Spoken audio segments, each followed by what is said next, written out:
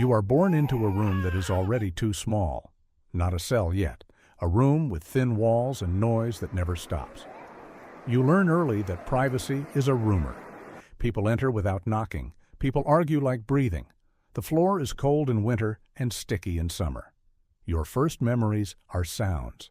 A door slammed. A man laughing too loud. A woman crying in the next room. You do not understand words, but you understand threat. Your body learns it before your mind does. You learn where to stand when grown voices rise. You learn how to become invisible. You learn that food is not a guarantee. You learn that attention is dangerous. School comes and you show up, but your head stays elsewhere. You watch hands. You watch faces. You measure moods like weather. You speak when spoken to. You swallow insults because an insult is cheaper than a bruise. You grow older and you think you are moving forward, but you are only becoming heavier to carry. You start working early, not because you want to, because the day requires it. You bring money home and it disappears into rent and debt and other people's mistakes. You keep telling yourself you are not like them. You keep telling yourself you will not end up trapped. You keep telling yourself you are careful. Careful becomes a habit. Careful also becomes a cage. The first time you see a police uniform close enough to smell the fabric, you feel your stomach drop. Not because you are guilty, because authority has always meant a hand on your throat. You stand still. You talk too much. You talk too little. You cannot find the right amount of calm. You sign something you do not fully read. You nod to words you do not fully understand. Your mind is racing and your mouth is trying to look normal. You are moved from one room to another. Fluorescent lights, plastic chairs, a clock that seems fake because time does not behave. Somebody says your name like it is not yours anymore. Somebody takes your belt. Somebody takes your shoelaces. Somebody takes your phone. The first lesson is simple. Your objects are not your objects. Your choices are not your choices. You think this is temporary. You think it will be clarified. You think a correct explanation will arrive like a letter. But the system does not speak in explanations. It speaks in procedures. You are processed. Fingerprints, photos, forms, a strip search that turns you into a thing. You try to keep your face blank. You learn quickly that dignity is a resource you will run out of. A guard tells you where to stand. You stand. A guard tells you to turn. You turn. A guard tells you to squat. You squat. The room is cold. The air smells like bleach and sweat and metal. You are given clothes that are not yours. They hang wrong. They erase shape. You are given shoes that are too big or too small.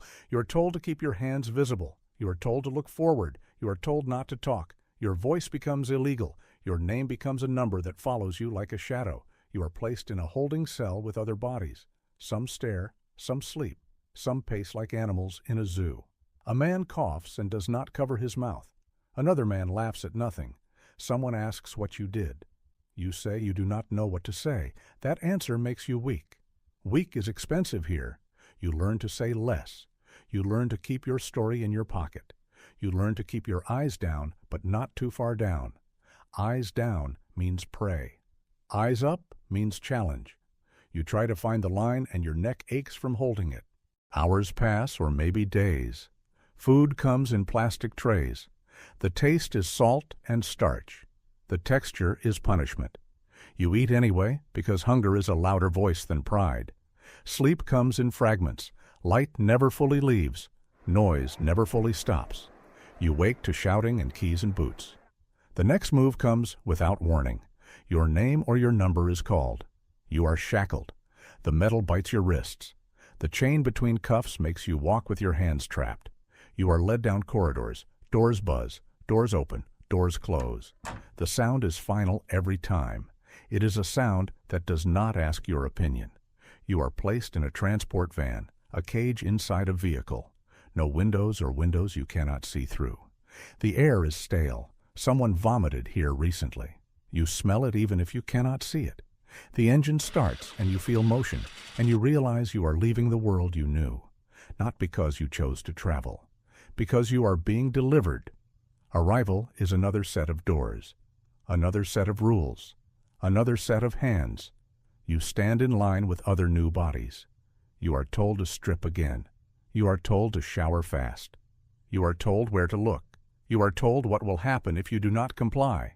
They do not need to shout. The building itself shouts. Cameras watch from corners. Speakers crackle with orders. A guard points and you move. You are given bedding, a thin mattress, a blanket that smells like detergent and old skin, a sheet that is too short. You are given toiletries, a small bar of soap, a toothbrush that feels like a joke. You are given a cup.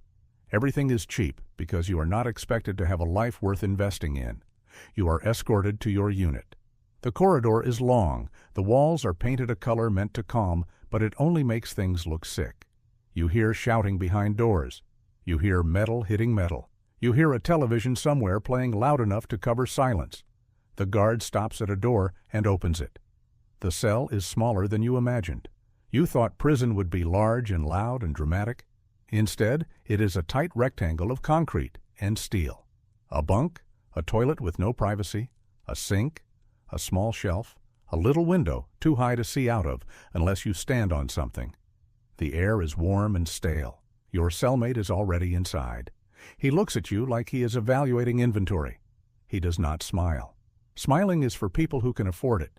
He tells you where to put your things, not politely, not cruelly, just as a fact. You obey because you need your first minute to be quiet. You do not want conflict before you even know the rules.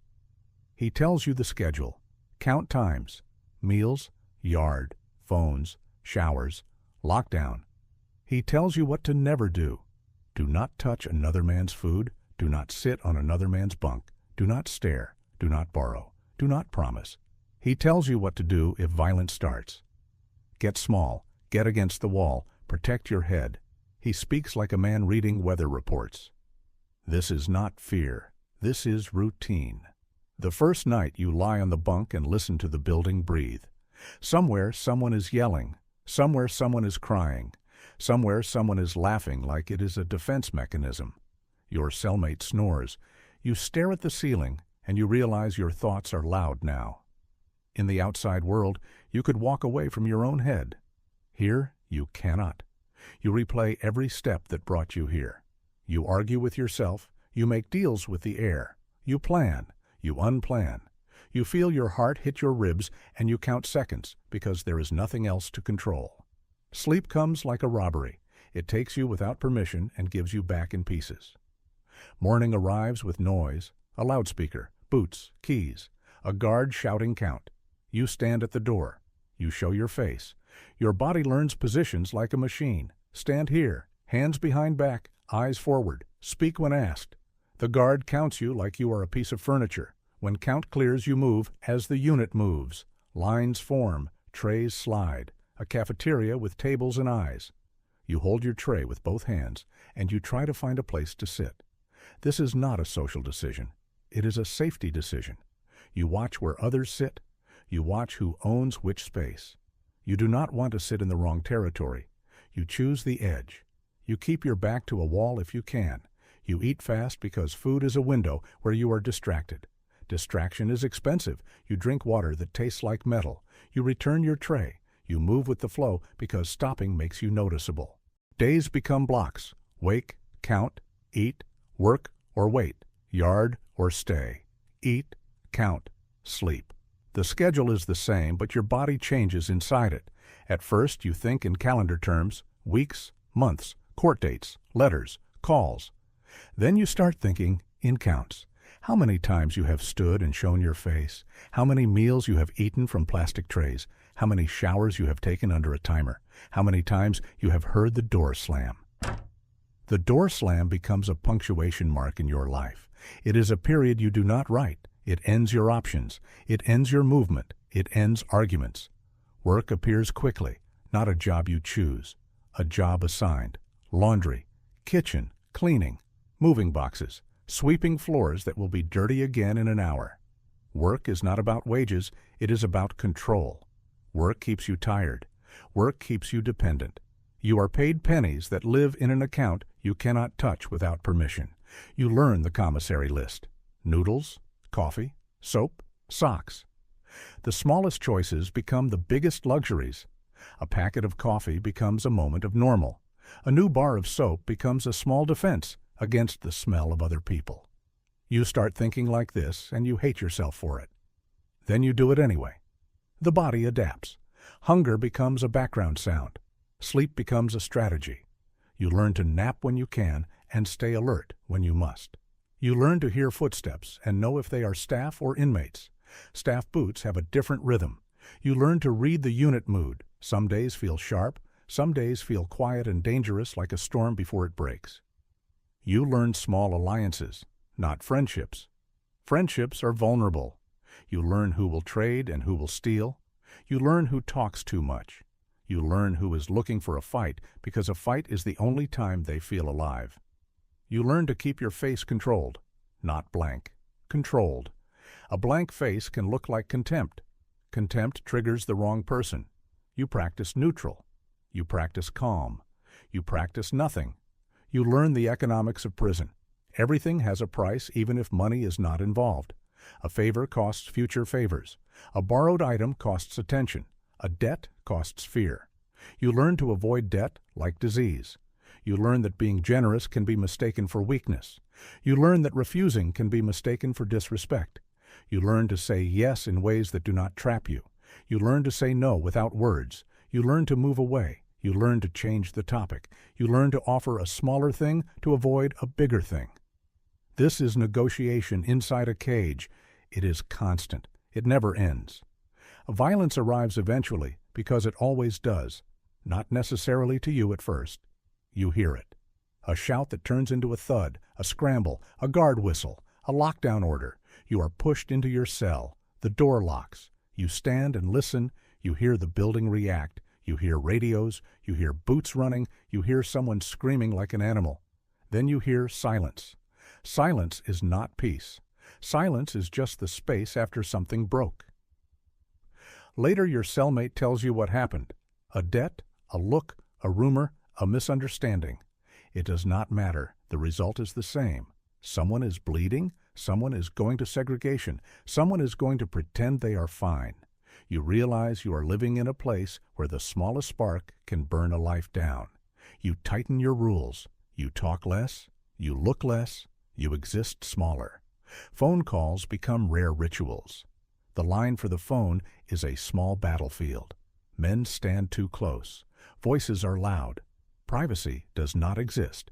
When you finally get your turn, you dial numbers you know by muscle memory. The voice that answers is familiar and distant at the same time. You try to sound steady. You try to sound normal. You do not want to make the other person carry your fear. You talk about small things. Weather, food, a family problem. You do not say the truth, which is that your world is shrinking every day. You do not say that your mind is adapting to cages. You do not say that you are learning to like the schedule, because the schedule means fewer surprises. You hang up, and the emptiness hits harder because for a few minutes you were outside. Then you return to the unit, and you feel the walls again. Letters arrive sometimes, paper that smells like the outside. You read each line like it might be the last time you feel connected. You fold the paper carefully. You hide it where it will not be stolen. You do not show it off. Sentiment can be targeted. Someone can use it to hurt you. You learn to protect softness. You learn to hide it deep. Seasons change, but you barely feel them. The air inside stays the same. The light stays fluorescent. The temperature is controlled by people you will never meet. You learn to watch the tiny window for signs, a different angle of sunlight, a different color in the sky. Sometimes you hear rain hit the roof, and it makes you remember being under open air. Yard time becomes sacred, not because it is fun, because it is space, because it is sky, because it is the only place your chest can expand fully. The yard is still a cage, fences, wire, cameras. But your eyes can go farther. You walk laps because standing still makes you a target. You count steps. You feel your muscles work. You feel your heart beat like it belongs to you. For a moment, you remember you are alive. Then yard ends, and you are herded back inside. Time changes your body. Your shoulders shift. Your posture becomes guarded. Your hands learn to stay close to your center. Your eyes learn to scan without looking like scanning. You learn to sleep lightly. You learn to wake at the smallest noise. You learn to treat every sudden sound as possible danger. Your nervous system becomes a permanent alarm. At first, it exhausts you. Then, it becomes normal. That is when you get scared, not of violence, of adaptation. You notice you are calmer in here than you were outside. Outside, you had choices, and choices made you anxious. Here, the choices are limited. The limits feel like certainty. Certainty feels like relief. You hate that relief. Then you crave it. The system offers programs sometimes. Classes, therapy groups, religious services, work training. You join some because boredom is a slow death. You sit in rooms with chairs bolted to the floor, and you listen to words about change. Change is hard to believe in a building built to keep things the same. You fill out worksheets, you answer questions. You speak carefully because vulnerability has consequences. Still, something happens. You hear your own voice say things you have never said out loud. You realize you have been living tight for years. You realize you have been holding your breath since childhood. You do not suddenly heal. You simply become aware of the damage. Awareness is not freedom, it is weight. Court dates come and go. Paperwork arrives. Decisions are made in rooms you cannot enter. You wait. Waiting becomes your main activity. You wait for mail. You wait for count to clear. You wait for your name to be called for medical. You wait for a grievance to be answered. You wait for a request to be denied. You wait for a transfer that might never happen. Waiting turns time into a thick substance. It sticks to you. It slows you. It makes days feel longer than they are. You start to measure time in emotional seasons. Early panic, middle numbness, late fatigue. You do not know what stage you are in until you look back and realize you stopped imagining the outside in detail. You can picture your old street, but it looks like a photo, not a place. You can picture your home, but it feels like a story you heard, not a room you lived in. The world without bars starts to feel unreal. Illness comes around like a rumor that turns into a fact. Someone in the unit gets sick, then another. Then the whole place coughs. Medical is slow. Supplies are limited.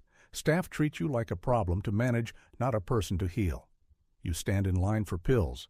You are given a cup and told to swallow while watched. Even medicine is controlled. You feel your body weaken, and you cannot rest properly because rest here is never safe. You push through because there is no alternative. Eventually you recover, or you do not. Either way, the schedule continues. That is the real cruelty. The building does not pause for your pain. You see men break in different ways. Some explode, some withdraw, some talk to themselves. Some choose discipline as a religion. They work out obsessively, they clean obsessively, they count obsessively. Control becomes their oxygen. Others gamble. Gambling is a way to feel risk in a place where everything is already risk. You watch debts form. You watch debts turn into fear. You watch fear turn into violence.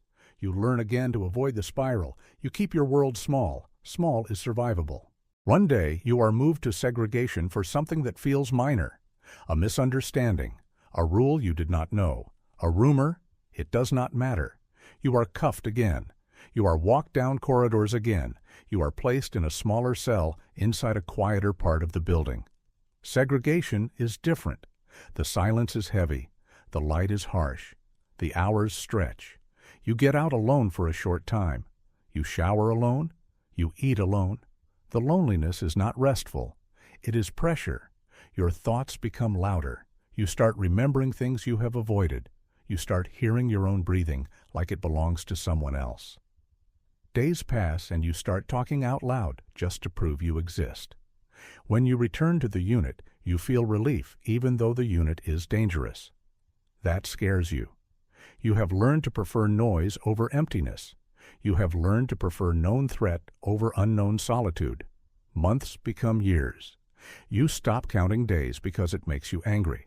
You stop crossing off calendars because it makes you notice how slow time is. You develop rituals. Coffee in the morning if you can afford it. A shower at a certain time. A workout at a certain time. Folding your clothes the same way. Lining up your items on the shelf. Your cell becomes a small controlled space inside a larger machine. The machine still owns you, but you carve a corner of predictability. Predictability is your version of comfort. You think about your identity. Outside you had many roles. Worker, friend, family member, neighbor. Here you have fewer. Inmate, Worker, number. Your name still exists, but it is used less. You start answering faster to your number than to your name. That is another adaptation that feels like betrayal. You remember your old self, and he feels naive. He thought dignity was permanent. He thought time was his. He thought mistakes were recoverable.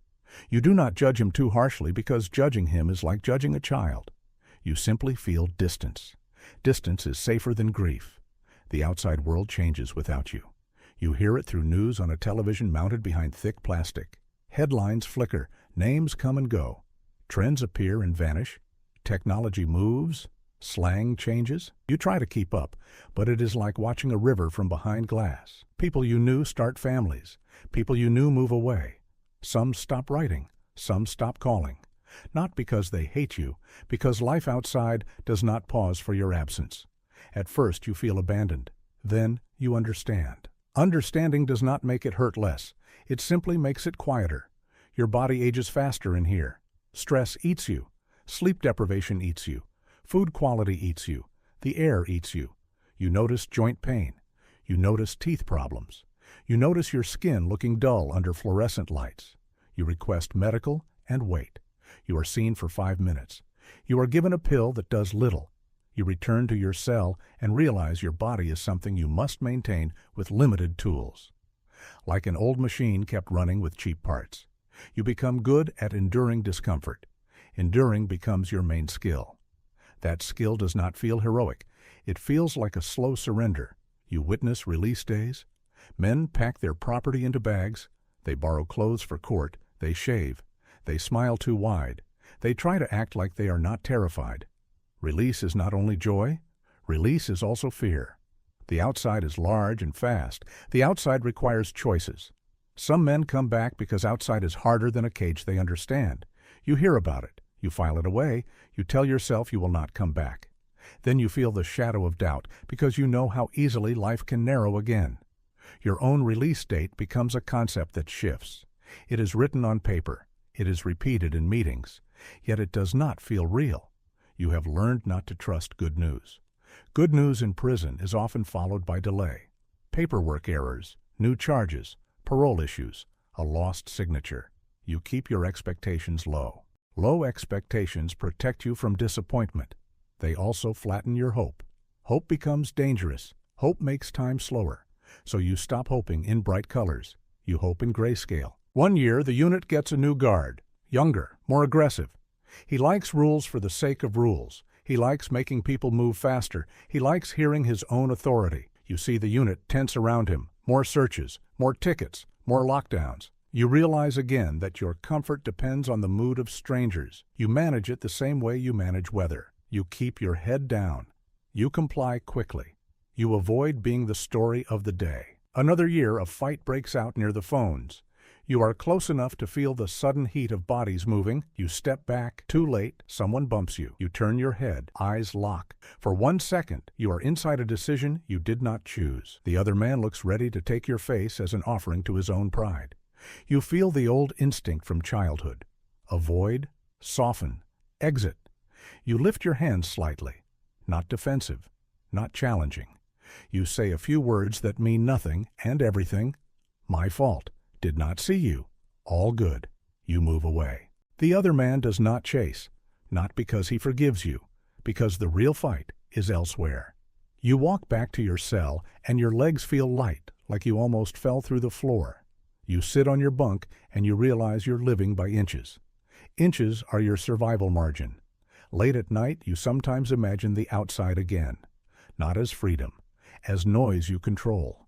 A door you close and it stays closed. A shower without a timer. A meal you choose. A walk without fences. You imagine holding a phone without someone watching. You imagine sleeping in darkness. Real darkness, not the blue glow of security lights. You imagine silence that is not dangerous. The images come and go. They do not comfort you as much as you think they should. Sometimes they make you anxious because you realize you do not know how you will live without the schedule that has become your spine. A staff member calls you for a meeting, paperwork, release planning, requirements. IDs, addresses, contacts. You answer questions. You sign forms. Your hand feels strange, holding a pen for something that matters. The staff member is not cruel. He is efficient. He has done this thousands of times. He tells you the rules of release, curfews, check-ins, conditions. You listen, and you realize that even outside, you will still be attached to the system by invisible chains. You nod anyway. Invisible chains are better than visible bars. As the date approaches, you start noticing everything you will leave behind. The smell of the unit, the routine, the faces you have seen every day, the small alliances, the unspoken rules. You do not call these things family, but they have shaped you. You realize you have become fluent in prison. Fluent means you can survive here. Fluent also means you have been changed by the grammar of captivity. You wonder what language you will speak outside. You wonder if your face will look wrong in public. You wonder if you will walk too carefully. You wonder if you will scan rooms like a hunted animal.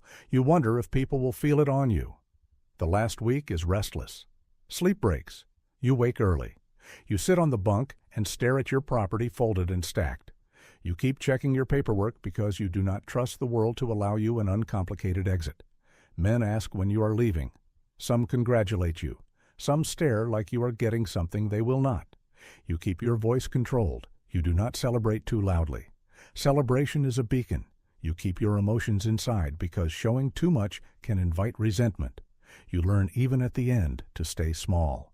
Release day arrives like any other day at first. Count, noise, keys. Then your name is called. Your stomach drops. You stand. You take your bag. Your cellmate nods once. That nod is a whole conversation. You walk out of the unit with a guard behind you, and you do not look back too much. Looking back can pull you into feelings you cannot manage in front of other men. You go through doors, buzz, open, close, buzz, open, close.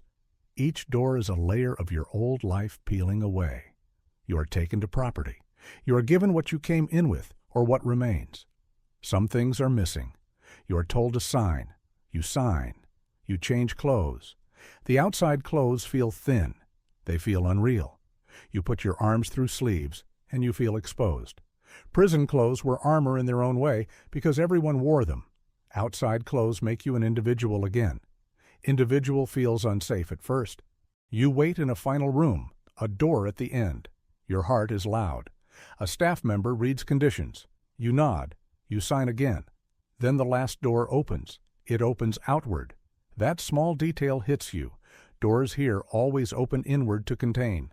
This one opens outward because it releases. Light spills in. Real light. You step forward. Air touches your face, and it is colder or warmer than you expected. It smells like cars and trees and distance. The space is wide. There is no fence in front of you for the first time in years. Your body does not trust it. Your mind expects an order. Stand here. Wait. Hands behind back. No one says it. The absence of instruction feels like vertigo. You walk. Your steps are slow because you are waiting for someone to stop you. No one stops you. You reach the edge of the parking lot, and the world continues. People move freely. They glance at you and keep going. They do not know you were counted like furniture this morning. They do not know your sleep is trained. They do not know your nerves are wired to keys and boots. You stand for a moment, and you realize the system did not only lock you inside a building. It rewired you to expect walls. You inhale. You feel your lungs expand fully, and it almost hurts. You start walking again because standing still feels dangerous and because you have spent years moving when told, and now no one is telling you anything. You keep walking anyway. The sky is too large. The world is too loud. Your life is yours again, and you do not know yet what to do with that. You only know one thing for certain. You are outside. And the door behind you closes without sound.